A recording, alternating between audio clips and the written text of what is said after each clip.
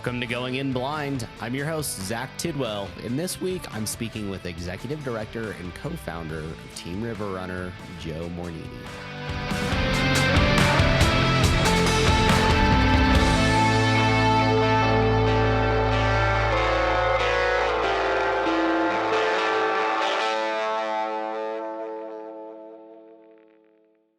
And to everyone at home, thank you for listening. Please take a second to help me grow the show so that I can keep delivering these conversations week after week for years to come. Subscribe, rate, and review the show in whatever podcasting app you're using right now, and check out the show notes to follow me on social media and YouTube as well. When you share your favorite episodes, tag me and use the hashtag GoingInBlind. You can also join my mailing list at zachtidwell.net. And if you know someone you think I should talk to, have them send me an email at contact.goinginblind@gmail.com. Well, Joseph Mornini, can I call you Joseph? Is that fair? Or Joe.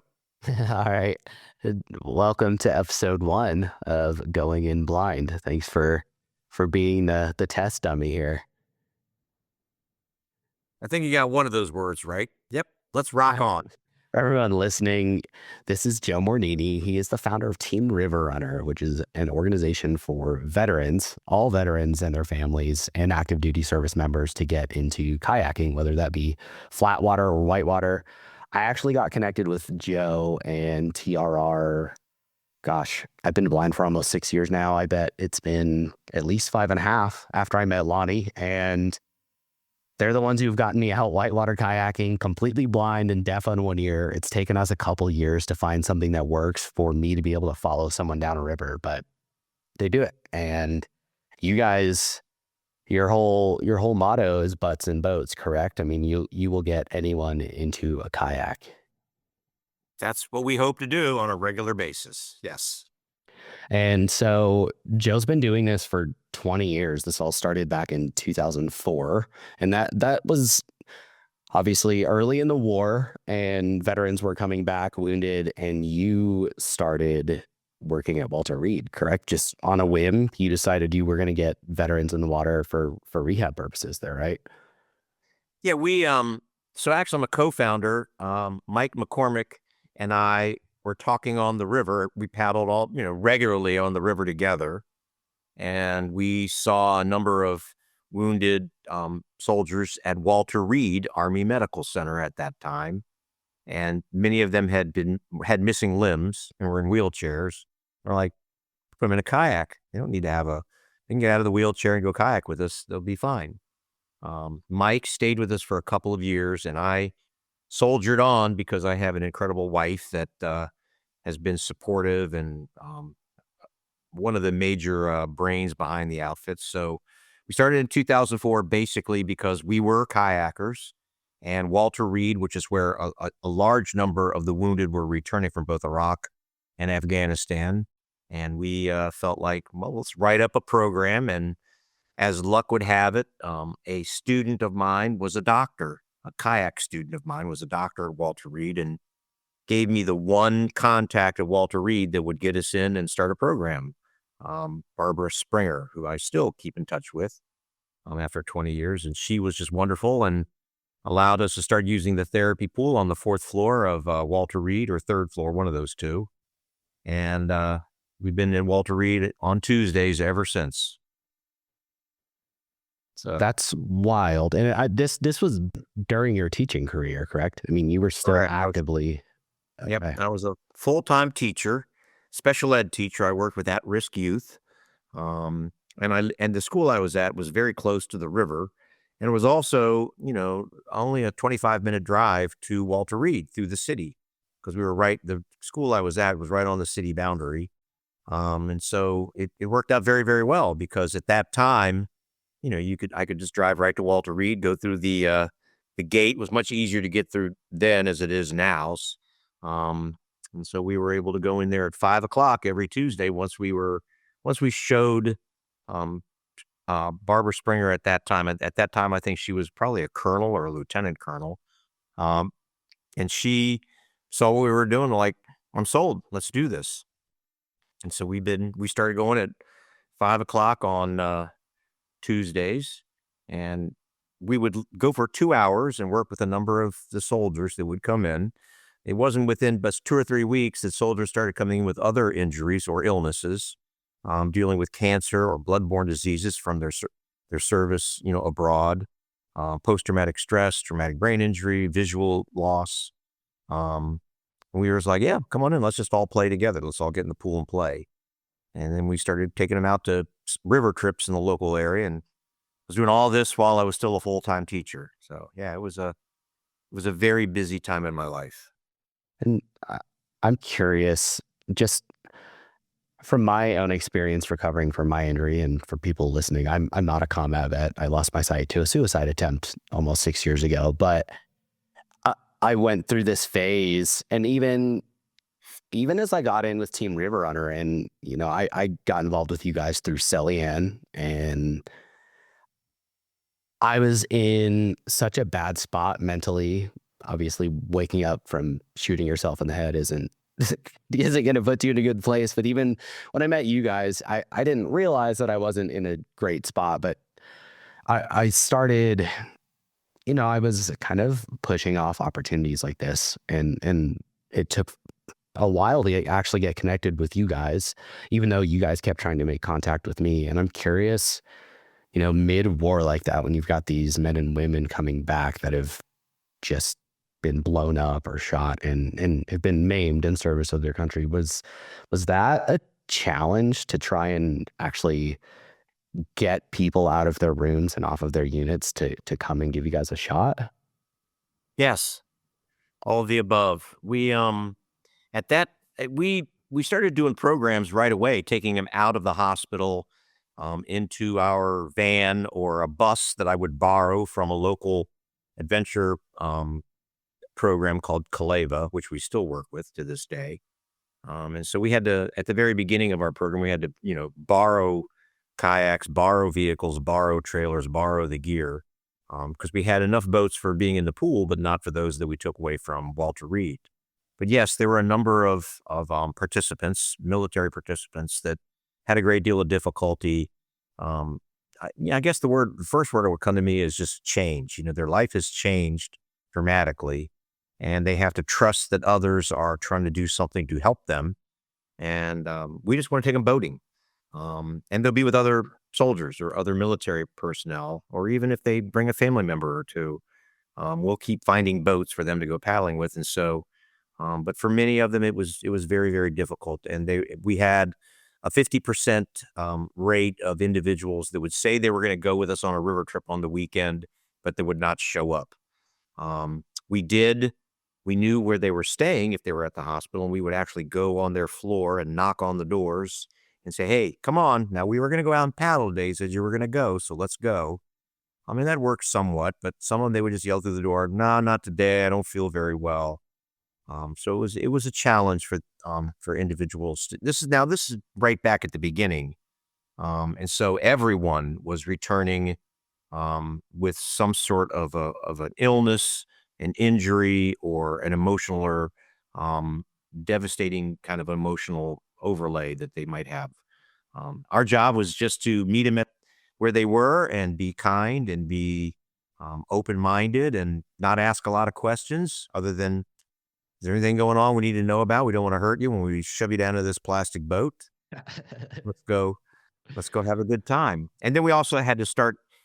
They needed to know that we could adapt the boat, that we could make it work. Um, so that was an important part of it too. So it's really building trust, and creating a model of just kindness, that we're just there to go boating with y'all. We're just boaters, we're kayakers, and we're going to take you out kayaking. It's going to be a lot of fun, and we'll keep you safe. Um, so yeah, all of the above. No, it's a long answer, but I thought it would be useful to know that while there were many, many challenges, the challenges were complicated, but the answers are really simple. You're just trying to do the right thing and be kind and be inclusive and give them an opportunity to have a little bit of adventure and a little bit of joy in their life, along with other wounded or disabled individuals in the hospital, and along with our volunteers who are anxious to take them out. No, that's huge, man. You don't need to apologize for giving a detailed answer. I mean, absolutely more than I would have expected you to say. That's huge. And I want to come back to adapting the boats because I think the fact that some of the gambles that you guys will take to get us out in the water is, I mean, you guys are the only ones doing it, and that's huge, and that takes a huge sense of trust on your end. But I want to come back to that after, you mentioned facilitating that air or that culture of kindness, and something that I don't I don't know if you've been told this directly. I've heard this from other vets who I've met on these Team River Runner trips, and especially the guys who were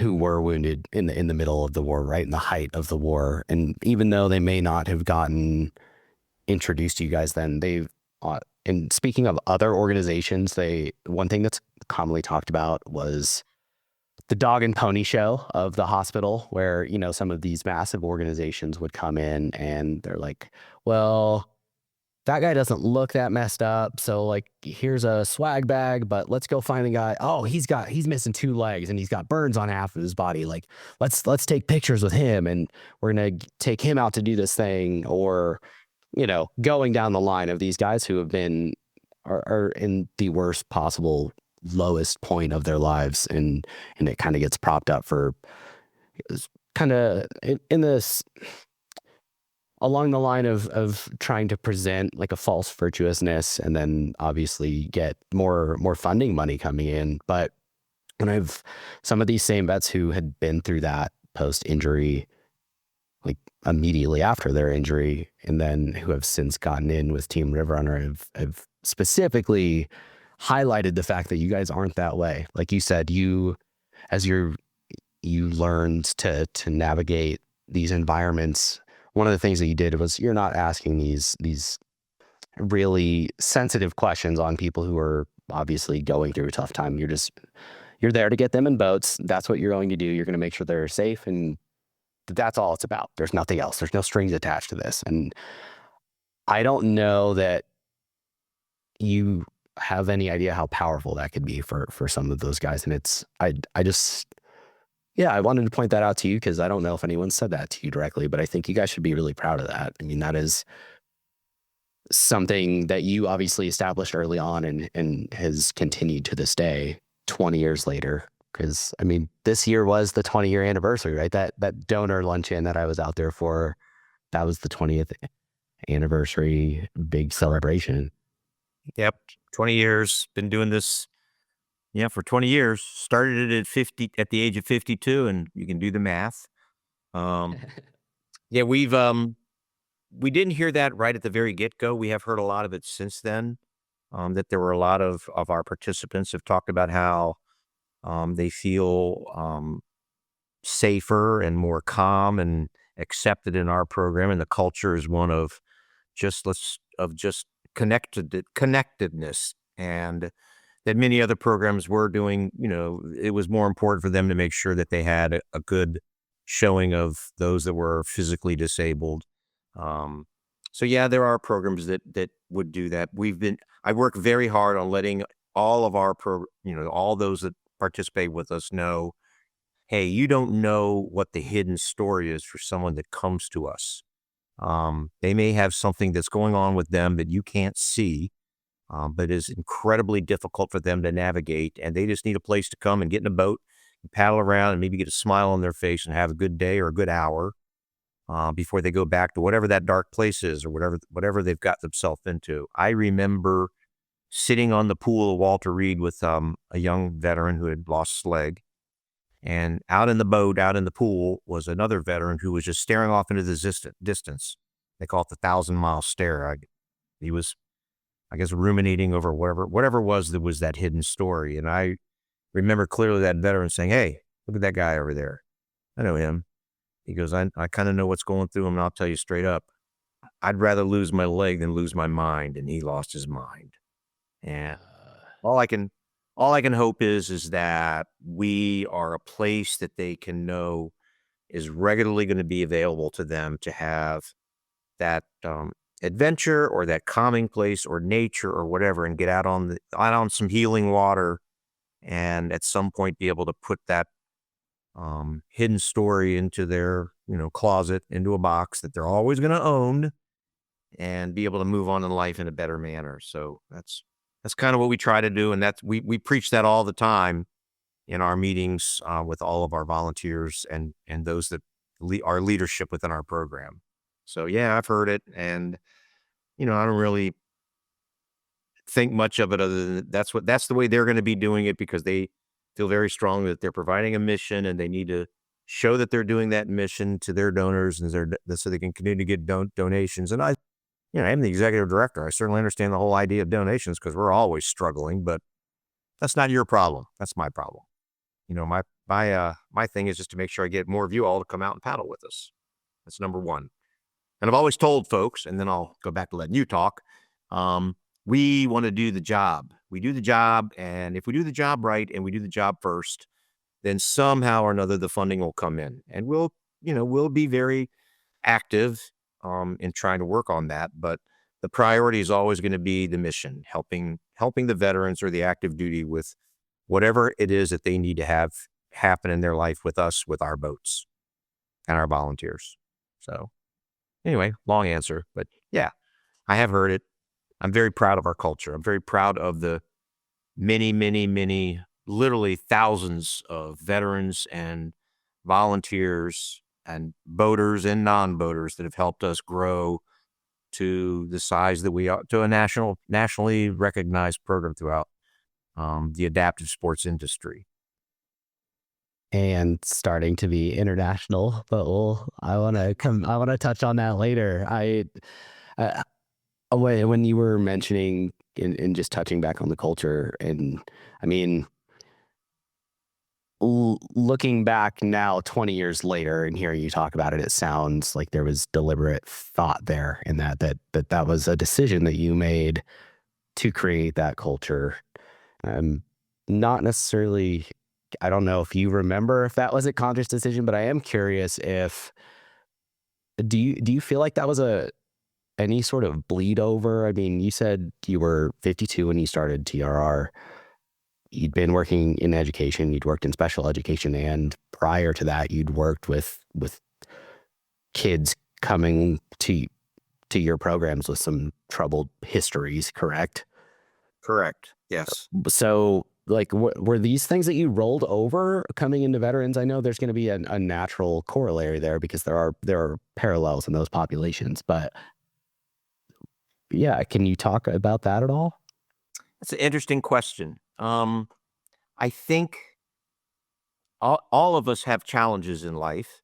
Those challenges come from, personal issues that we may have, from jobs that we have that are stressful. Paddling has always been my go-to thing to be able to blow off steam, get some exercise, because the whitewater in the Washington D.C. area is the Aspen of whitewater, and we actually, PR that, and we about our program about whitewater here in Washington D.C. I was just out on it yesterday. Um, and it's a therapeutic activity for me. And at the time that I was working with, at-risk youth, it was very difficult and very stressful.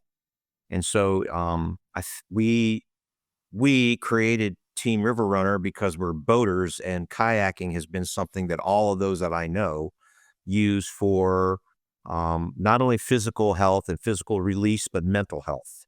And so it was a conscious decision at the very beginning of Team River Runner that we were going to be a lifestyle program, which means that we were going to paddle regularly. So like where you live, that it's winter, but in the Denver area, there is a pool session going on somewhere that if you're a veteran, you can still go and see your other friends, other veterans, and get in the pool and paddle around some and keep those muscles ready for when the springtime comes. So we started right at the very beginning being a lifestyle program, because that's what we were. We were lifestyle paddlers. We paddle year round. It's almost January here, and I'm paddling out in the cold. It was 33 degrees when I was out just staying. A few nights before that, I had ice on my boat when I took. That's so gross.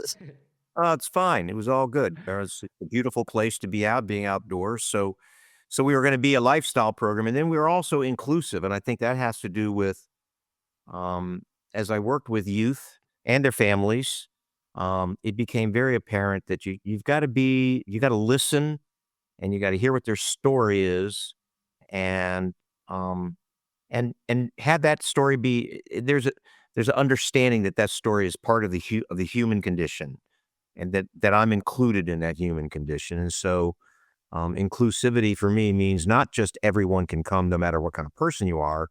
It also means being inclusive and being able to understand whatever it is that they might be carrying with them, be it physically or emotionally. And if they're not carrying anything physically or emotionally, but they're just come because they want to learn how to kayak, then volunteer. So we created right away the three, four of the pillars became right away. Team River became a lifestyle program, regular kayaking and paddle sports throughout the nation and all of our chapters. Inclusive. You got a butt, we got a boat. Um, Creating purpose, trying to get those that participate with us to help us with others, because having a purposeful life is just very, very important in general for everyone. We should all have a purpose in life.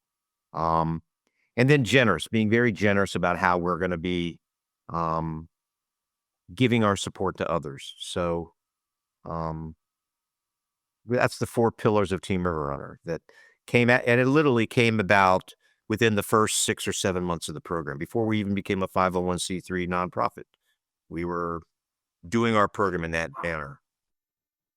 Wow, that's interesting. It just, I, you and I have gotten to spend time together in person, and I've gotten to spend time with you at your home and things like that. And we've gotten to talk about a lot of this stuff, but I've never heard you explain it like that, I don't think. And what stuck out to me was the mental health piece of that, because it's not, especially whitewater kayaking is something I never would have thought of as being this healing, powerful thing in that capacity, but it totally is. I've always been an adrenaline junkie.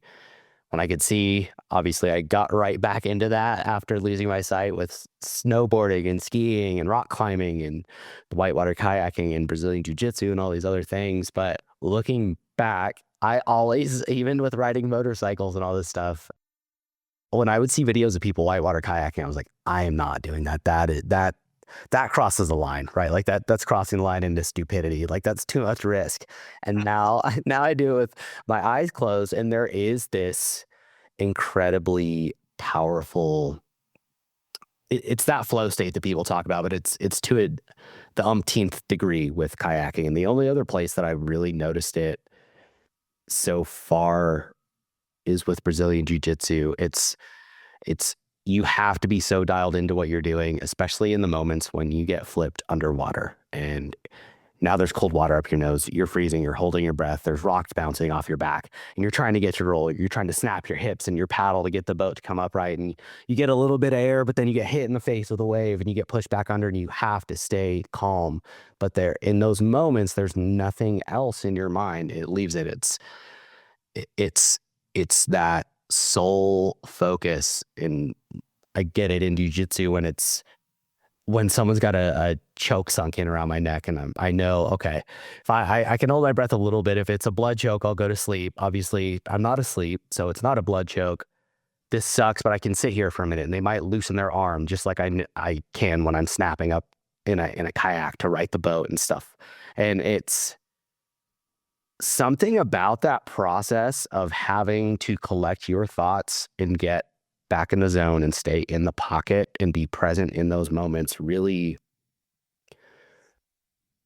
I think that is a skill that is honed through things like the whitewater kayaking, and that being able to do it in those moments carries over to the time outside of the boat, when I feel like it helps develop the ability to be more objective in those times when you are struggling, and to kind of put things into perspective when, okay, yeah, this sucks right now, but like I've been here before. I know how to deal with this. I know how to kind of bring my thoughts back to center here and acknowledge the suck, but I can get through it. And that's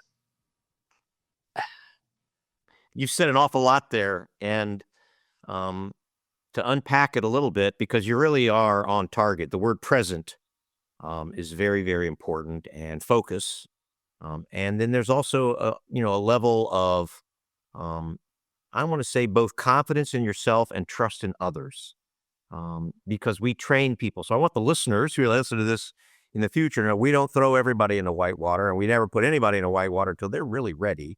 And we have so many safety features involved in it that we feel very confident that individuals that paddle with us, no matter what their whatever disability they happen to be living with, we're going to keep them safe. And also, adventure is on a continuum. For some individuals, adventure is just getting in the boat and out on a really, really big, wide lake and out away from land. And you know that that's a long way back, but it's calm and flat and beautiful and blue sky. But you have confidence you're going to get back. And you're listening to the birds and you're enjoying the peacefulness of being out on the water, and the waves slapping against the side of your boat, and those that are around you, being your friends and your compatriots, your partners. So we train from the bottom up. We train very, very carefully, and before anyone's like you, and well, I'll be honest, your particular program is called the Out of Sight program. You all named it. The veterans that started paddling with us, we did not know if it would be successful with a blind person in a hard shell kayak like you had seen on TV that were terrifying to you. Yeah. You know, we didn't know if that would be successful, but we had a few that were willing to try it, and sure enough, man, you all are rock stars. And if we are careful with how we teach, and if we're careful with making sure that we build strong, strong trust, um, and skills, and we have the right paddlers with you for as a guide, you can be on your own. You can go. And actually, Zach, you're good enough that I could put you out on a lake somewhere, and I gotta say, Zach, just start paddling, and I'll just kind of paddle along with you. And if we come near something, I don't want you to, I'll say, just Zach, turn right, turn left. I mean, you can be independent. You can paddle on your own. And I think for a lot of individuals that return from whatever their injury is, no matter whether it's physical or emotional, um, all individuals need to have some ability to be independent and feel confident. And so, one way to be independent and confident is to be able to get in a kayak and to go out on the water, because we're all water based critters anyway. And it's just a wonderful way to start healing and empowering yourself and be connected to something greater than yourself, which is a wild river or a beautiful lake, or a swimming pool in Denver, which you should be going Yeah. to work on your role, because you need to work on your role because you have a really good role. You need a role. Um, that's all I got to say about that. Yeah. It's a little important to be able to roll when you can't see where you're going if you do come out of the boat and there's rocks in the river. So thank you for your TED talk. I'll work on my but I think another thing that's really interesting that you guys do is a lot of the volunteers, at least, I mean, like you said, the programs that I do are the out of sight clinics, which are for blind people. So maybe this is not necessarily a representative population, but the guides that I've had are other veterans. They might, and there's an inherent level of trust that comes with that because they're also vets. And obviously this requires a ton of trust for me to let someone guide me in a kayak. But I think it's really neat that you guys do that. But also I mean, you've started to build this. You're building the organization into something even bigger, and I would imagine is probably broader than what any of you initially had imagined doing. Between By a ton, dude. yeah, I would 20 years ago, never would I have thought. I thought it had potential because we saw right away how good it was, the good that it was doing, and the comments from the individuals, and the success we were having with people that had some, really serious injuries, missing, many limbs, um, blind, can't hear, just so many different injuries that were, so devastating, spinal cord or mobility issues, wheelchair, living in wheelchairs. Um, and when you talk about the out of sight clinic, it's not just you all, the visually impaired or the blind veterans or paddlers it's the veterans that guide you are getting everything out of it too. I'm a whitewater boater, and I'm going to tell you that one of my favorite paddling sessions that I'll ever have is when I get to guide you on whitewater. I love the challenge and the intensity of paddling down a whitewater river with a blind paddler following me or listening to my directions as they turn and move and go through whitewater. It's just there is nothing better than that, and we're the only program in the world that I know of that actually will take someone on whitewater in a kayak. Now, because we've been so successful so many years, you mentioned international. We are mentors to other nations in how to guide visually impaired or blind paddlers in other nations. I just this October guided a blind paddler on the River Thames in England, in London, and I had a great time. We were on the river for 4 hours. I ended up getting pneumonia, but it was a really great day. That was fine, whatever. It's just pneumonia, but it was really cold and rainy. London in October is cold and rainy, but we had a great day. We had a great time. So being able to help others see that there really are only the boundaries that you set. The limits are what you set, not what's real. You can set a limit if you want to, but you may find that that limit is limitless. And that's what we're finding with Team River Runners, that we keep finding new ways to do stuff. And then we have individuals like Kevin Carr, who, right about the time we started, he started building adaptive stuff. We'd build adaptive stuff. He'd build adaptive stuff.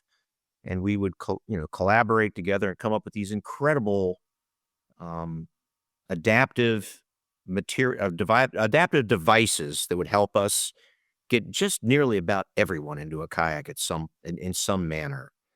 I can't tell you how fortunate I feel to have all of the incredible, bright, amazing people in Team River that really make it what it is. I'm just kind of wandering around in the background saying, "I just got to get out of your way. You know what to do. You got it." And This is the let them roll. is Kevin Carr with Team River Runner, or is he with another organization? He has a for-profit company called Creating Ability. He started at the same time, but Creating Ability and Team River have been connected to the hip from 2006.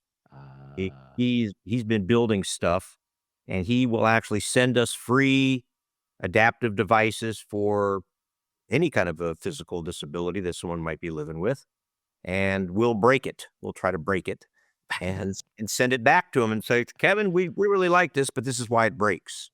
And then he'll fix it and make it better. So it's a collaborative event because he needs someone to test drive his products, and we have the drivers. So we've been doing that, and now we've got things pretty. We're in the second generation or third or fourth generation of some of this adaptive equipment. And it is just miraculous what we could do. We could take an incomplete quadriplegic out of their chair that they live in and put them into a kayak within 15 or 20 minutes and have them independently paddling, even if they don't have use of their hands. And I mean, that just never existed when we first started. We could do it then, but it was a lot of difficulty and it was very rudimentary. But now it's professional because we have this company. He's the only company in the world, by the way, that makes all of the adaptive equipment for all of the disabilities that we work with. There are a few other companies out there, but Kevin Carr's is by far the premier, the lead company in this. That is incredible. Do not let Kevin Carr get hit by a bus. All right. Yeah. All right. Mind your P's and Q's, Kevin. No, but that's interesting because I mean, I would imagine he feels the same way in terms of you guys being a gift to him. I mean, I think you're selling yourself a little short on it. Obviously, you have to touch on the fact that you will take people and do flat water and where it's comfortable, it's within their comfort zone, everyone's as safe as can be. But you guys also push the limits of what is possible, and you kind of hinted at that. But I mean, and when did you take Lonnie down the Grand Canyon? Was that 2013? Is that correct? I think it was 2013. Yeah, I think it was about 10 or 11 years ago. He came to us from the Winter Sports Clinic. The VA has a winter sports clinic, and at that time, we don't do it now, but at that time we had kayaking in a pool and he came to the pool session when he was in Colorado at the Winter Sports Clinic after he got off the mountain skiing. And he met Dave Roby, who was one of our volunteers at that time working at that Winter Sports Clinic. And Dave called me up and said, "You got to ask this guy to go to Montana because he's a little different." And I met Lonnie and I gave him that goal, and he nailed that goal. He's got ice water in his veins. And And for he people listening, he's completely blind, and has been for about 30 years at this point, but he's a stud. He just climbed Mount Everest this year. He's in Antarctica right now, going to the South Pole. He's climbed 5 of the highest mountains on of the 7 continents. He's run the Grand Canyon a number of times. He set up a program to run the Grand Canyon with 4 other blind war-wounded veterans, and we had 5 blind veterans run the Grand Canyon with Lonnie as the 5th. He ran the Zambezi River, which is in Africa, and he ran that with Eric Jackson and his son Dane. And that's a terrifying river. So Lonnie he's not like everyone else, but No, he's not. what Lonnie does is that he's just a good-hearted Midwestern knucklehead, and he reaches out and contacts and gets in touch with you all, like you, and he refers you all to us. So he's like our outreach person for the veterans that are either visually impaired or blind, and sending them to us, and then we mess around with y'all and figure out what you want to do and what you're comfortable with and what your skill level might be, because you got to push yourself to get to certain stuff. You got it, like anything else you do, any other sport or any activity you do. If you want to get good at it, you got to put time into it, grit. And those of you like you that have grit and stick with it, even though it's terrifying, you get to be pretty good. You're pretty darn good. There's a lot of whitewater rivers that I would be happy to guide you down or be one of the team that goes down with you, because it'd be a lot of fun, because it's just fun to watching you in that raft. We had a raft, and everyone in the raft was blind running whitewater. Was awesome. I mean, that was a high point in my life.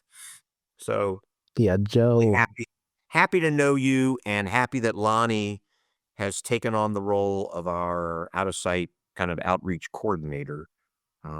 But I look for more of you all to help us with that too, because, and I'm going to end with this particular little monologue. When we get you paddling, we get another veteran paddling, and we give that veteran some purpose and encourages them to increase their skills so they're good enough to be able to be a guide, and be able to take you out on any kind of water, flat, moving, white, whatever.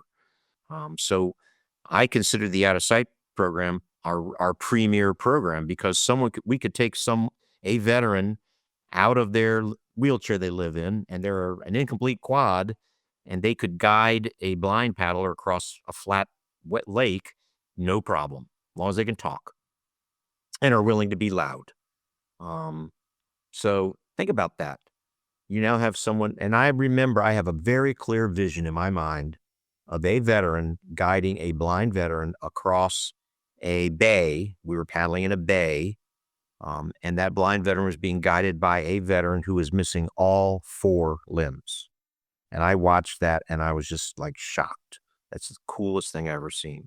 We had all the adaptations for that quad amputee to guide the totally blind veteran across a bay, and it was just beautiful. So yeah, when you just Yeah, I mean, how can you not go, wow, we got to keep doing more of this stuff. We're doing pretty good. yeah, I mean, you've created this environment where you've given someone their agency back, and that especially, I mean, there's a certain personality type that's attracted to the military. I mean, that's huge to have that back. And what I was trying to set you up to talk about was like, just, I think we both skipped over the context for people who don't know. Lonnie Bedwell is a completely blind veteran on top of everything else that Joe talked about. But Team River Runner went out on a limb, and in addition to all of these other crazy things that we just mentioned, Lonnie has done and is continuing to do, that was the first time a blind person had kayaked the Grand Canyon. It's what, 326 or 327 miles. People die on that. I think it's 226 miles. I don't even know how many rapids. There are countless. Lonnie was the first totally blind solo kayaker to run the entire length of the Grand Canyon in a kayak. There is another blind individual, Eric Weihenmayer, and he was training to run the Grand Canyon and had been down in the canyon, had run some of the rapids, but had been in a raft in what they call the Giants. Um, and he was training using headsets. And we wanted to be scalable with our program. We couldn't afford $1,000 headsets for all of the blind veterans we were going to take paddling. And so we were trying to do it on voice command, and Lonnie was willing to try that. And Lonnie got in a kayak at the very beginning, and he had not had much whitewater experience, but as I mentioned, he had ice water in his veins.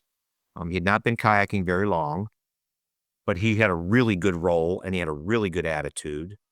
And the first big rapid you come to is called House Rock, and you want to go right at House Rock. If you go left, you're going to get in some very gnarly stuff, which is just going to be, it's going to kick your butt. And so Lonnie was paddling okay and following his guides, and he went left at House Rock. And everybody else went into the eddy, and they watched Lonnie get the living crap kicked out of him, like being in a Maytag machine.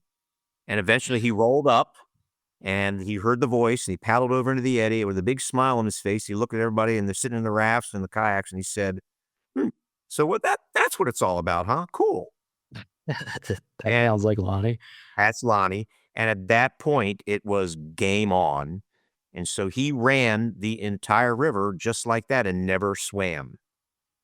So he scored the first in the boat total run of the Grand Canyon. And then eventually he actually ran the river with Eric Weihenmayer a few years later when Eric decided he was going to do the entire river. But Lonnie was first. Eric was working on it. And so, he's part of that crew. People read about Eric in Outside Magazine. He's like world famous, first blind person to climb Mount Everest. Eric's a stud. He's the man. But Yes, sir. Lonnie's like nobody else. He's just, and he is so I'll leave this with my last thing about Lonnie. I can't tell you how many times he say, Joe, if I don't do this and get somebody else to take on their challenges, then I'm doing this for nothing.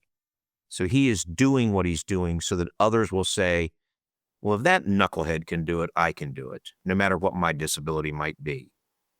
So he really is all in it to help others get past the roadblock they may have in their life from whatever emotional or physical disability they might be living with. That's what Lonnie's doing it for. And he's also hilarious. Yeah. He's a great dancer.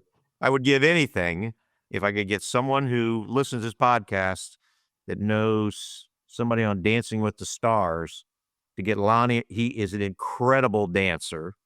And here's the first blind person to run the Grand Canyon entire length, first blind veteran to run Canyon, first blind veteran to climb Mount Everest, and doing all these other amazing things that he does. And he can dance. And I'd love to get him on Dancing with the Stars, because imagine how many veterans would see that and hear his story and say, well, hot dog, I think I'm going to go hook up with this other adaptive sports program and go push push the limit, push my boundary in adaptive cycling or adaptive climb. I don't care what you do, get moving. I think Lonnie on Dancing with the Stars could do that. So someday somebody will see it. That's a unique angle to take on that. Like, yeah, I mean, all this other stuff he's doing is real cool, but let's get him out there shaking his ass in his overalls and see what that does for the country. We shouldn't let the listeners know about what he dresses like, but he does dress like he's from the Midwest, because he is in the Midwest. But he's hilarious. Yeah, you would think his mom might also be his aunt with the way he dresses.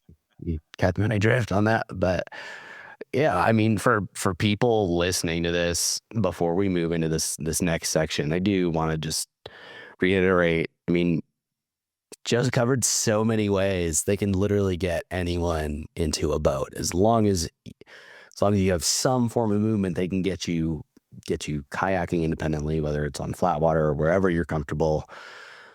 They've been doing this for 20 years. They have the safety teams. If you're a veteran or a veteran or a disabled veteran who could benefit from getting out of the house to deal with some of their the issues that they struggle with, like reach out to Team River Runner. I'll link to it in the show notes so you can go to the website there.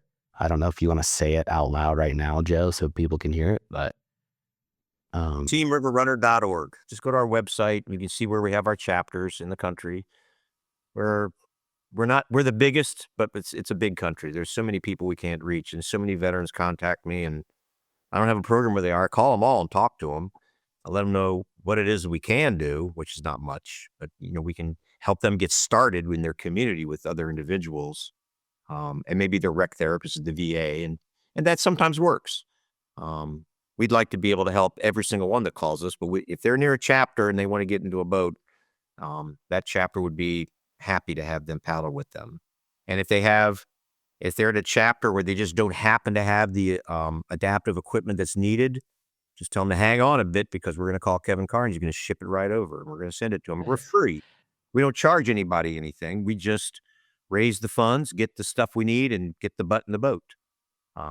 So yeah, I appreciate the little advertisement there because again, we just want to do what we're doing, go paddling, and we figure that the support will come to help us be able to do what we want to do, in some form or some fashion, some way. So yeah. And well, I wanted to reiterate that and highlight that one more time before kind of moving into some of the other things that you guys are doing. I mean, I I think all of that obviously is impressive on its own, but I got the opportunity to participate this year in a Team River Runner program called Chaos. It's KAOS for Kids Are Out of Sight. So Team River Runner has taken their blind kayakers, their out of sight paddlers, and has started putting on a camp. It's once a year, correct? correct. We may be building another one out in the West Coast. So we go slow to go fast. We want to make sure we do it right. But Yeah. So this, it's the one that I went to this year. They partner. They bring some of the visually impaired vets out who have shown that they've kind of they're in a good place in their recovery process, and they partner them with a visually impaired kid and their families, and you get a chance to mentor these both the kids and the families because I've noticed both through one of my sisters has Down syndrome.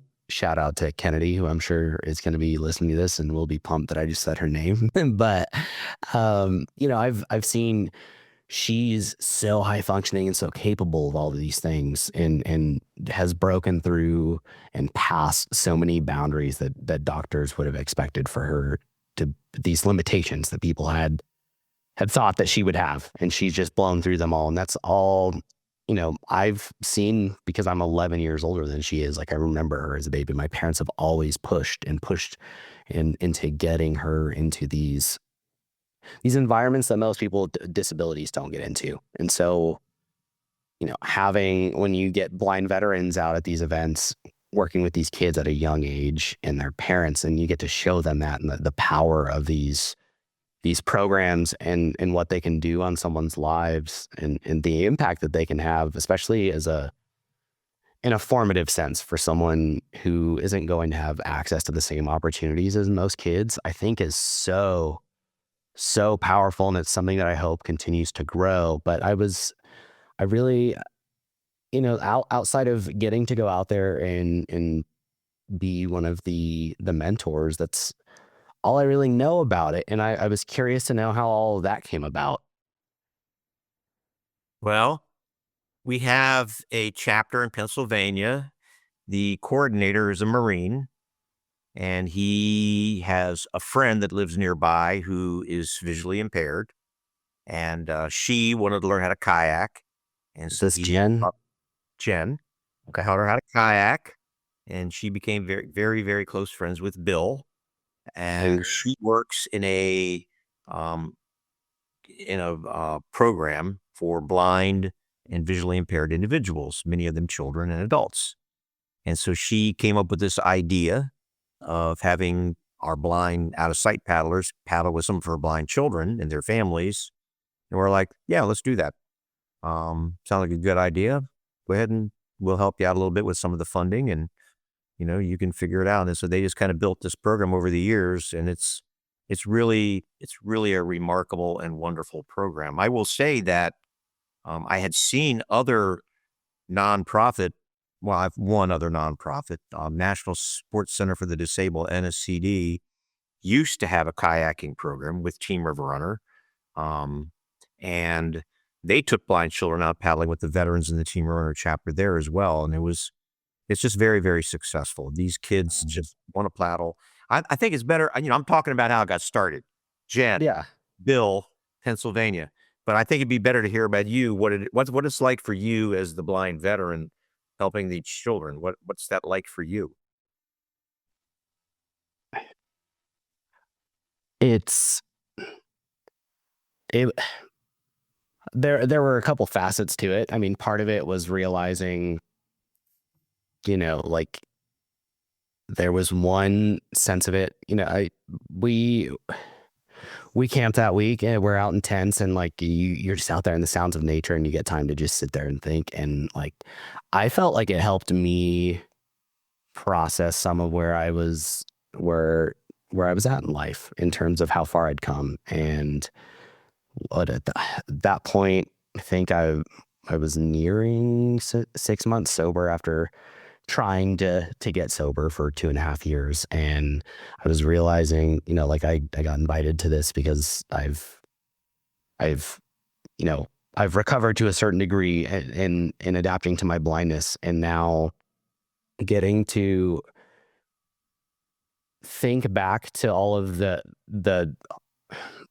sticking points that I had with my kind of coming to terms with my own disability along that timeline, and in hopes of, okay, maybe this kid won't have to, and I don't want to say his name obviously, but that okay, maybe this can alleviate some sticking points in his life, and also for his parents to see, okay, like we can let the leash off a little bit and it will be okay. Like that dual factor there where you kind of get to play on both roles. It was so much more than I expected, right? I expected to get out there, get to share some cool things that I'd done with a kid who was visually impaired to some degree. And it was so much more than that. And I've thought about it a lot since then. It was a powerful experience, very rewarding thing for me, but I've also just,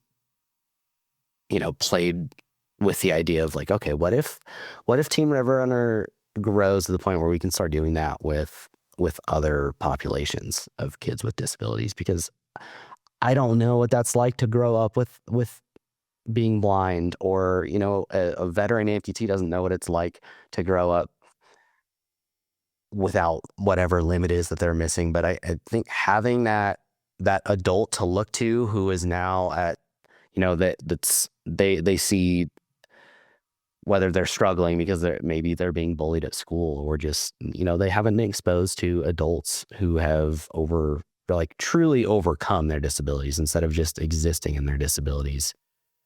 I think that can have such an impact. I mean, that is something that could affect those kids for the rest of their lives. And it's, I think there's so much, it's so incredible what it's doing already, but I think there's so much more potential with it too. And I'm excited to see where it goes over the next, 10 or 20 years as I get to be around and watch Team River Runner grow. Well, you're gonna outlive me, and so I hope that what you're saying is true because at the end of the day, this is a legacy that those of us that started Team River are getting a little older. We want to see this continue to go because paddle sports has been around forever. Kayak was invented by the Eskimos for hunting, and actually one of the many definitions of kayak is work boat, and our work is healing and empowering and connecting, and so what you just said is exactly what it is. It helps with the healing of everyone that's involved with it when you're out on the water together and you're sitting eating lunch together and you're sharing, your struggles and your successes with a child. Oh my God. Um, as a teacher, I guess I could talk more about Nancy. What Nancy has done that because I hear from I see the students that continue to contact her about how important she has been in their life.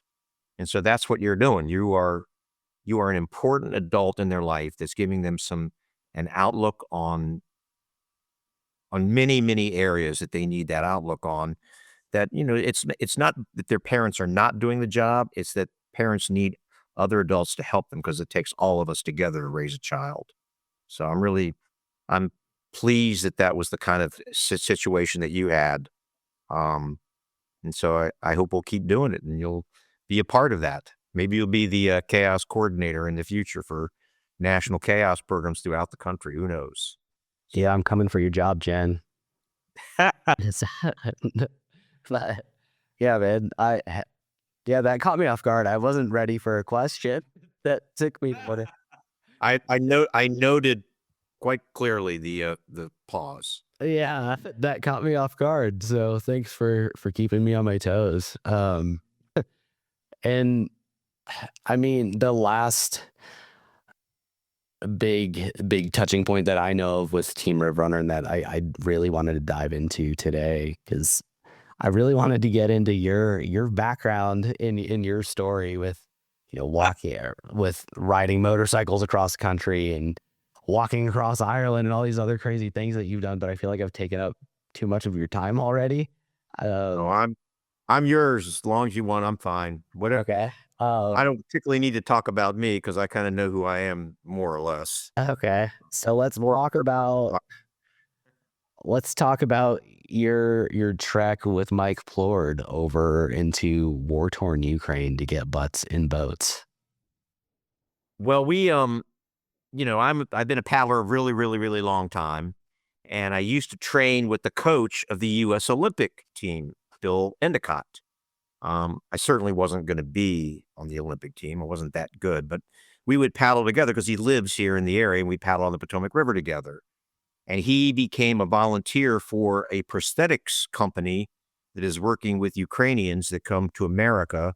These are war wounded Ukrainians that have lost their limbs in combat in the ongoing war that they've had for the last 10 years, since Crimea was invaded. And so some of these veterans come here for prosthetics, and they're here for 2 or 3 or 4 weeks, and they got time on their hands between times when they're working on the devices that they're going to be helping them for their missing arms or legs or both. And so one afternoon, was able to get a hold of Bill and say, "Hey, I can do all this cool stuff with these veterans. We have a lot of adaptive equipment. Why don't you let a couple of them come out to a pool that we were renting in?" And they came to the pool and they were missing, an arm and legs. And within 15 minutes, like I say, we had this adaptive technology and we had them in the boats within 10 minutes and paddling around the pool with big smiles on their face. And Bill was just like, couldn't believe it. He was like shocked. I didn't know this stuff existed. Well, that's because all you deal with is, U.S. Olympic style trainers. So there's other kinds of paddling, dude, besides the best of the best. So we began talking. He had the company that he works for, MCOP, Montgomery Medical Centers Orthotics and Prosthetics, MCOP. I don't mind That's saying a that. hell of an acronym. Yeah, yeah. They're big, and they are building a prosthetics company in Kyiv, in Ukraine. Um, and so Bill was over there helping them. He's volunteering to help them build this prosthetics. I'm not even sure why he's volunteering. Well, I know because the owner of it is a slalom racer that's friends with Bill, and actually several of the slalom racers are involved. So he just kind of kept with his aging and now successful slalom racers from 20 or 30 years ago. And he said, "Why don't you guys take a program over there?" And he kind of helped us with a connection. And then this is outside of Team River Runner. We had to find funds that were not for the veterans of Team River. It's very important that folks know that these were funds that were raised to do this by individuals that wanted to help Ukrainian wounded. It was from America. We weren't getting the funds from other nations because that would be very difficult if we ever get called out on it. There were funds from Americans that wanted to help Ukrainian amputees. And then Mike and I took um, vacation time. I can tell you that my wife Nancy and my children were both opposed to me going. It was Wonder why. I can't even imagine why. They just felt like that was kind of dangerous. But Yeah. we were able to secure the funds to buy about $5,000 worth of adaptive equipment. So both Mike and I had 80 pounds of our personal and adaptive gear that we carried in 2 large bags each across 4 countries and into Kyiv and to a place where we gave 2 two-day clinics to, um, individuals that this another guy named Mike, a Ukrainian, who owned a kayak rental, facility, and so he networked throughout the country, and other individuals that had kayak rental facilities came to learn this so that they could be able to give adaptive paddling to the wounded, in their nation, in Ukraine. The number I heard, which is probably very low, I've heard that this is a very low number, it's probably much higher, is that just the amputee population of wounded Ukrainians is more than 50,000. So that doesn't, Whoa. yeah, so that doesn't mean the post-traumatic stress, traumatic brain injury, visual loss or visual impairment, spinal cord injuries, all the other injuries that are much greater in number. Um, so we gave them the information that they could to deal with all of that in 2 two-day, very intensive programs. And they were on the water practicing with this adaptive equipment. And we had interpreters helping us and we left them each with a certificate of completion of a 2-day adaptive, paddling program. Mike and I felt like it was a life-changing experience for both of us. And we would love to be able to go back and actually take the gear that they now have, see how they're doing with it and build on it and start working directly with more Ukrainians that are living with disabilities. We had several that came and paddled with us. One that was missing an arm and another that was missing a limb, a leg. And they paddled with us and were successful paddling. And we're just wonderful young men to come and, you know, try out our wares. And the people that left that were opening these companies, they were like, "This is the coolest thing ever. We're going to do this." Well, you can say that, but you get stovepiped in your own business. So we're hoping that maybe in the future we'll be able to go back and help them deepen and broaden the program to work with a lot of the wounded that are in this terrible, terrible war that's going on over there in Europe. So Do you have somewhere directly that people should go if they want to help support that effort on the Ukraine side? they probably, if they want to just help just the Ukraine side, um, yeah, they can contact me, and I'd probably put them in contact with Bill Endicott. Okay. Because I think Bill, being outside of the Team River Runner staffing, he would be able to, and he goes over there and has connections with this guy Mike, that helped us set this up. Mike set up where we were living. He had, we were living a mile. We lived in the 14th floor of an apartment building, a mile from where we paddled. So every morning we'd get up, walk a mile there, teach, and then walk a mile back. Um, and then walk up the 14 flights of steps because often the power would be cut off because they had rolling power outages because of the power issues they have from the power plants being hit by missiles.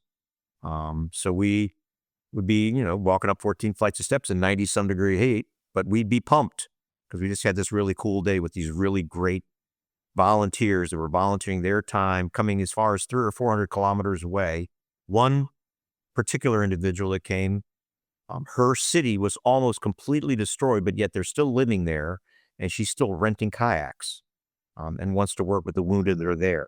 It's just remarkable the resilience of the human spirit, and to be able to help them with something that we've learned how to do here with Team River Runner, and to pass that on to another country that's at war with a war veteran. Mike is a war veteran, and this was important to him. There was one point where he was talking with one of the other veterans that was there, and they had a special connection that was very, very deep. And I watched them talk with each other, and it was a very deep and sincere, heartfelt moment. Those two shared their experiences in the wars that they had participated in the past. And Joe's talking about Mike Plord, which is a Team River Runner, former volunteer turned employee. He was a combat medic in the Army. And yeah, that's wow. Because I mean, you you had told me about some of this. You're like, yeah, we were trudging 80-pound packs across 4 different countries, and I'm sitting here thinking like, wow, this is a 70-year-old guy getting after it. But you miss all.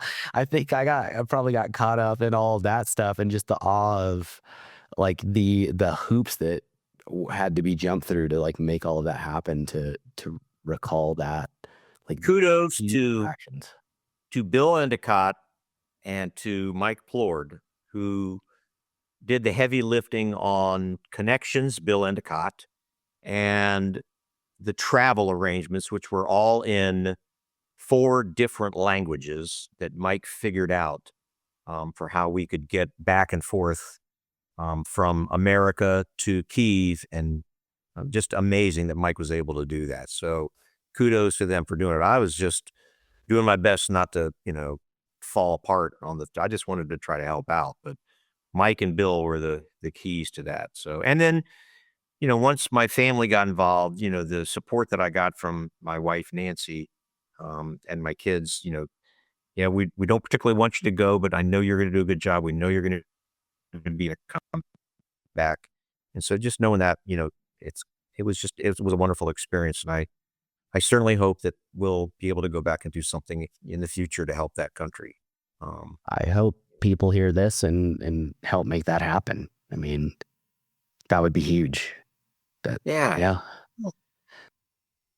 Well, I mean, I think this is a great place to wrap it up. I think that leaves people with a lot of, I mean, that's some heavy stuff to think about. And do you have anything else that you'd like to point people to? I mean, I'll include the link to the website. Obviously, people heard contact via the website if you're interested in maybe helping out with the funding that is directly for the Ukrainian side of effort or the Team River Runners efforts in Ukraine.